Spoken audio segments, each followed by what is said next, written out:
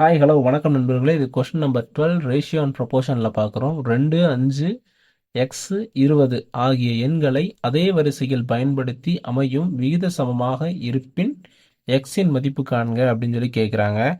So அதை நம்ம எப்படி பண்ணலாம் அப்படின்னு பார்த்தீங்க அப்படின்னா, இதெல்லாமே விகித சமமாக வரிசையில் பயன்படுத்துகிறாங்க, விகித சமமாக இருக்கும்னு சொல்லி சொல்கிறாங்க. விகித சமம்னா எப்படி இருக்கும் அப்படின்னு பார்த்தீங்க அப்படின்னா 2:5 x இஸ்டு 20. ஸோ இந்த ஃபார்முலேட்டில் இருக்குன்னு சொல்லி சொல்கிறாங்க. So 2/5 equal to x/20. So இப்போ நம்ம வந்து கேன்சல் பண்ணலாம்.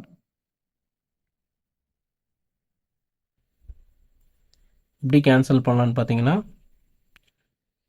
எக்ஸ் அந்த சைடே வச்சுக்கலாம்.